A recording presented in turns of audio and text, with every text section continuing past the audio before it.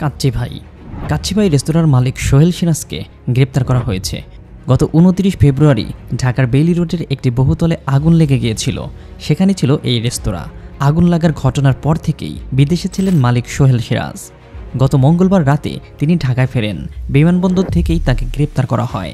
এরপর সোহেলকে তুলে দেওয়া হয় সিআইডির হাতে। তার বিরুদ্ধে অগ্নিকাণ্ডের ঘটনায় অবহেলাজনিত কারণে মৃত্যুর অভিযোগ আনা হয়েছে। ভবনে অগ্নিকাণ্ড। গত ২৯ ফেব্রুয়ারি রাতে ঢাকার বেইলি রোডের গ্রিন কোজি কটেজ নামের ৮তলা ভবনে আগুন লাগে। এই ভবনের ২য় তলায় ছিল কাচ্চিভাই রেস্তোরাঁ। সেটি একটি বিরিয়ানি দোকান।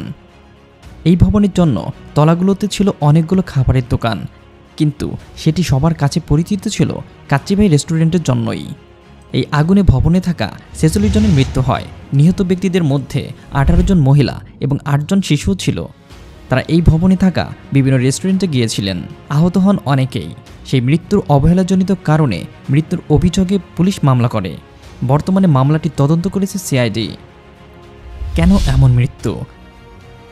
বাংলাদেশের স্বাস্থ্যমন্ত্রী সামন্তলাল সেন, সেখানের পুলিশ এবং ফায়ার সার্ভিসের আধিকারিকরা জানিয়েছিলেন যে এই ভবনে কোনো নিয়ম মানা হয়নি। সেখানের সরু সিঁড়িতে রাখা ছিল গ্যাস সিলিন্ডার এবং অন্যান্য জিনিস। আগুন লাগার পর সরু সিঁড়ি দিয়ে কেউ নামতে পারেননি, তাই ধোঁয়া সেখানে আসা ব্যক্তিদের শ্বাসনালীতে চলে যায়, যার ফলে সবাই কার্বন মনোঅক্সাইড বিষক্রিয়ায় মারা যান। নিচের তলায় আগুন লেগে তা দ্রুত ছড়িয়ে পড়ে অন্য তলাতেও। বেইলি রোডে আগুন লাগার পরেই সোহেল সিরাজ দেশ থেকে পালিয়ে গিয়েছিলেন। মঙ্গলবার রাতে মালয়েশিয়া থেকে ঢাকার হজরত শাহজালাল আন্তর্জাতিক বিমানবন্দরে নামেন তিনি। সেখান থেকেই তাকে ধরা হয়। বিমানবন্দরে নামার পরেই অভিবাসন পুলিশ সোহেল সিরাজকে ধরে। তারপরে তাকে তুলে দেওয়া হয় সিআইডির হাতে। বেইলি রোডে আগুন লাগার ঘটনায় এখন পর্যন্ত মোট ২৭ জনকে গ্রেপ্তার করা হয়েছে বলে জানান সিআইডির পুলিশ সুপার আজাদ রহমান।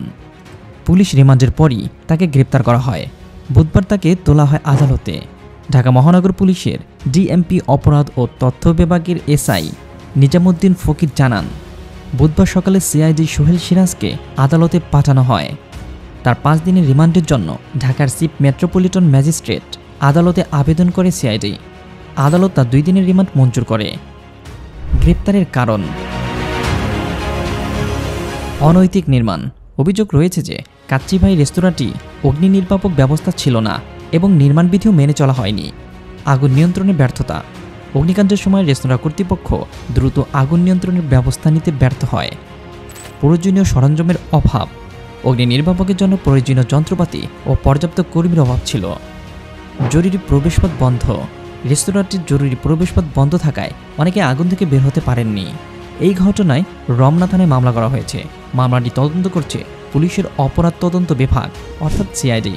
তবে সোহেল সিরাজ অভিযোগ অস্বীকার করেছেন। এই ঘটনায় মোট ৪৬ জন নিহত এবং ৭৫ জন আহত হন। এটি ছিল ঢাকার ইতিহাসে সবচেয়ে ভয়াবহ অগ্নিকাণ্ডের ঘটনাগুলির মধ্যে একটি।